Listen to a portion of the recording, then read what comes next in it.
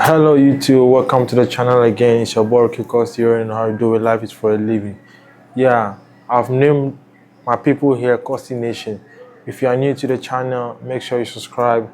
If you've been subscribed already too, you are welcome once more to another video with your boy Ricky Kosti here. In this video, we're gonna be talking about my visa process. I came here with an F1 visa, and as you all know, F1 visa is a visa for students, international student, if I may say.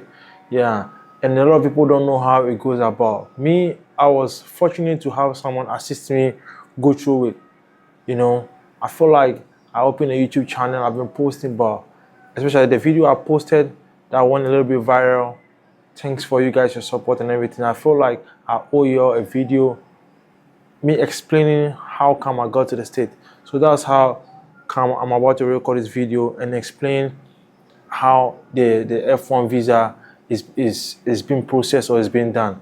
So this video might be a little bit long. So first of all, I'm gonna start with how come I got the idea to come to the US, because you don't just jump and pop up in the US. You have to obviously have an idea of what you're gonna do in the US or your situation.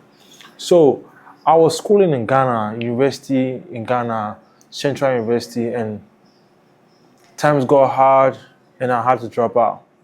So when I dropped out, because first and foremost, I'm a West African, so my dad is a Nigerian, my mom is a Ghanaian, and I was born in Togo, you feel me?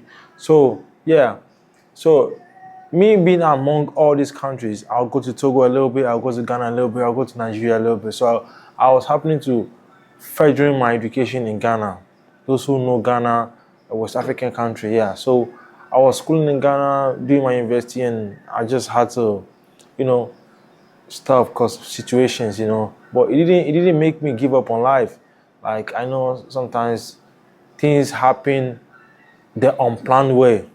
So yeah, so I dropped out and I was getting side jobs, working a little bit in Ghana, how to come back to Nigeria, then how to come back to Togo. So yeah, so that is when it dawned on me, like, I have this my friend, Emmanuel, who also left for the US he left to the US before the COVID hit. So he left to the US with an F1 visa too, and he convinced me about how the process went and everything. And he says, oh, like, you can do it yourself, you just need a little support. So he connected me with a guy that helped him.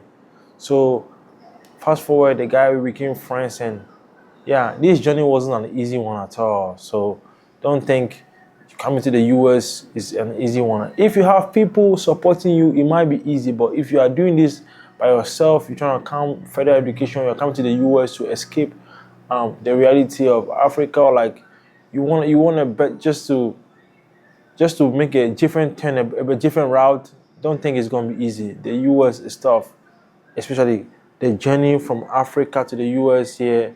It wasn't an easy one. So, but it's for fighters, it's for survivors. You don't have to wait on anybody to shape your life for you. Once you know that, oh, you want to go to the US, just go for it, Don't wait for nobody's advice. So yeah, without taking too much of your time, we're gonna just go ahead and talk about the F1 visa process. So the first thing you need to do is you take your WASI certificate, your high school diploma. If you are still going to school, you take your WASI certificate and you apply to an university of your choice. That means you take your WASI certificate or your high school diploma, you apply to any university of your choice in the United States, depending on which state you want to go, because we already know the US have 51 states. Yeah, so I always advise people to go to all these Midwestern countries, because life in these countries is much more affordable, like on the African standard, as compared to cities like New York, name them, Los Angeles, all these expensive ass cities, So always come to Midwestern, like Indiana, Ohio, name them, like Tennessee, Kentucky, all these Midwestern countries, And one thing you have to know is, if you want to apply to any university in the US, don't apply to a public university. You hear me?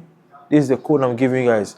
If you want your application letter to be accepted quick, apply to a private school that you know you've researched, you've done your own personal research, and you know the school has good reputation about international students before you apply. Don't just apply to any university, because here we have colleges, you know, we have the private, the community, you know what I mean, the public. So you always want to apply to a private university. That's how come your application is going to be prioritized.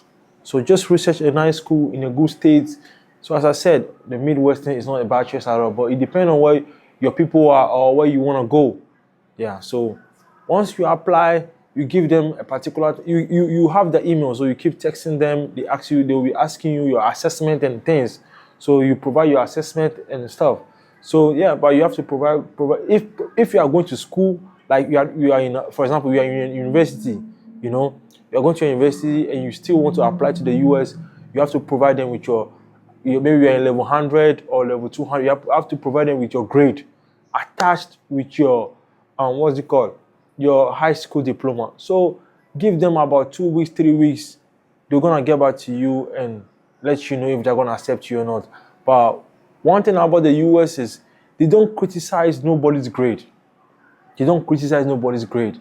They will tell you, like, based on your grade, what you need to study. You know what I mean? They don't criticize. You know, in Africa, if you don't have this particular grade, you can't do this. No, we don't do that in the US. Once you have a high school diploma, you have a chance of going to the university of your choice. So the first thing you want to do is apply to the university of your choice and give them about 2-3 weeks. They're gonna get back to you with they're gonna get back to you on your email with a confirmation letter that, oh, you have been accepted. So once they give you that email on your thing that you've been accepted, the next thing you need to do is you need to proceed and ask them your I-20 form. You need to proceed and ask them your I-20 form. What is an I-20 form? An I-20 form is a form provided by the school you are going to, the university you are going to attend in the US. They're going to give you that form. It's like a guarantee. They're telling you that I-20 form contains where the school is located, the school's address, your information, your stuff. That's the first form. Your I-20 form. I'll put it somewhere so you guys can see. The first form is I-20 form. It's very, very important.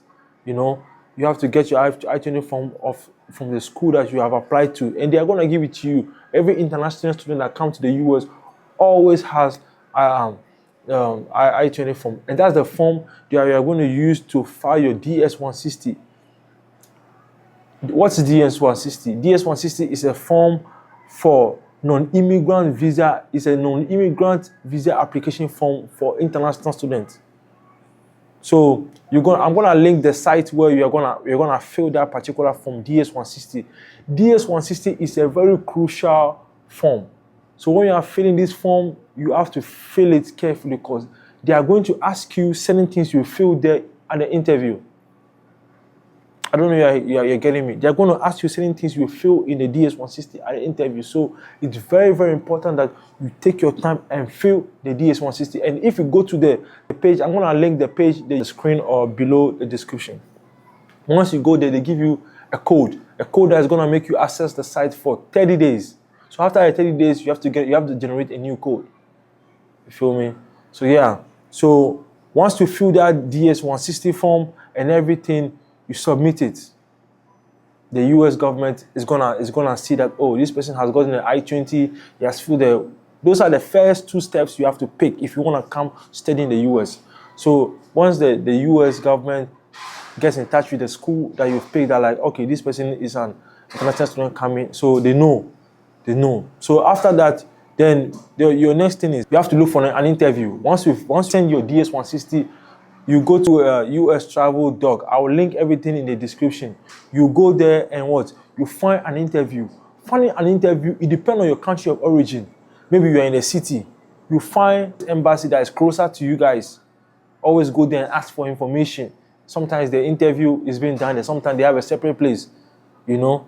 Me, I happen to do mine in Togo. Togo is a francophone country, but still there's a US embassy. So I went to the embassy, and that's where my interview was being conducted. So you make that research on Google and ask, based on your location, where can you do your US interview. You get me? Everything is on Google. Don't wait for somebody to supply you information. You can equally go and research your things and go about your things without people knowing. You know what I mean? Everything is on YouTube too. So once you go to the page US Travel Doc, you find an interview. So guys, I forgot to include that when you're going to the interview, it's very, very important to hold a proof of fund, a bank statement. That is gonna guarantee you collecting your visa, or it's gonna guarantee your visa. And when you're going for the interview, your proof of fund must be more than your yearly tuition. That is to show that you are capable of paying the school fees, because they don't want you to go to the university and be stranded and be finding illegal ways to find money. So when you're going for interview, it's very important that among your files that you have like your files such as your I-20, your DS-160, and what again? You have to put your bank statement, which is the proof of fund that you are gonna be able to pay for the fees. Like, there's not gonna be no problem within your 4 years of schooling there. So proof of fund is very, very important. I forgot to put in the video. That's why I'm making a separate video right now. Proof of fund is very, very, very important. Don't put no money below the tuition. Put an amount that is going to reflect on a statement that's going to be above your yearly tuition. It's very, very important before you go for your interview. Proof of fund is very, very important. The next fee you are going to pay again is called SEVIS fee. This SEVIS fee is about $350. It's just to keep track of your entire document. This fee is being shared among your country of origin in the US, just to make sure that, oh, this person is coming to the US. This person has done the necessary requirement and everything that everyone an international student is supposed to do. So that SEVIS fee is $350. I know it might be a little pricey, but it's worth it. It's worth it. No matter how money you spend in these traveling expenses, no matter how you spend in this traveling thing, you're gonna get it back once you come to the US if you are smart. If you are smart. So once you pay that SEVIS fee, $350, it's a fee that you must pay. If you don't pay that fee, you can't go for your interview. So yeah, once you find your interview and everything, the next fee you're gonna pay is a SEVIS fee. Once you pay the SEVIS fee, you should get a date. You should get a date. Once you get your date, then you start preparing for your interview. One thing I always say is pay your SEVIS fee before you go for your interview, or they won't give you access. It's very, very important. Pay your SEVIS fee before you go for your interview. Maybe you file your DS-160 on a Friday and everything. You did everything on a Friday. Wait 1 week or some days before you find your interview. It's very, very important you give them some particular time, like a week or two before you prepare for your interview, because you're gonna prepare for your interview. You can't just go to the interview. You feel me? So yeah, always pay your SEVIS fee before you go to the interview. Then when you go to the interview, by the grace of God, everything goes on fine. They ask you a question: what are you gonna do in the US? I'm gonna study. They ask you, when are you coming back? You say, after my school, I'm coming back straight to my country of origin. It's very, very important. Don't go and be like, after my school, I want to do my master's. No. Be honest and clear with your intentions over there. Don't go and be saying things, after school, I'm coming back. It's very, very, very, very important. So you tell them that and everything. They ask you, hopefully you get a visa. So once you get a visa, this last fee you are going to pay, it depends. Some countries, you don't pay the fee. The fee is called reciprocity fee. Reciprocity fee. I pay reciprocity fee, but I found out that people in Nigeria and Ghana, they don't pay reciprocity fee. I don't know, maybe because my country, Togo, is a francophone country. Reciprocity fee is very, very important. It's like an insurance fee. It's like an insurance fee that, oh, this person has paid everything and is ready to what? Go to the US. So once you pay that, and sometimes when you go to the interview, what I realized when I went to my interview, when they don't ask you to pay the reciprocity, that means your visa it's not been accepted, it's been denied. But once they ask you to go to this site and pay a representative fee, that means your things is going right, and they're gonna take your passport and they're gonna give you 2 weeks to come back, so they can put a visa in there and you can travel to the US successfully. So I hope I covered the US F1 visa process briefly in this short amount of time. It's not too complicated. I'm gonna put a link in the description and everything. My people, Kosi Nation, I'm gonna take you guys on a journey. This summer that is coming, I'm gonna be touring the US, going to all kind of places. So y'all stay tuned, y'all comment, like, and subscribe. If you have any information or you have any question, just tell me. I'll be in the comment section, so just link it in the comment section. So yeah, I'll see you guys in the next video. Peace out. Be safe out there. If you have a dream, if you want to go study in abroad, it's very easy. You don't need anybody whatsoever. So I'm gonna be in the comment section to help some of y'all. F1 visa is the most easiest visa you can ever apply for. You can, if you want to, and it's usually for 4 years. So when you come 4 years, you should know some people come to the US and they don't further their education. Some people come, they further their education. It depends on to you. So yeah, I see you guys in the next video. Make sure you like, comment, and subscribe.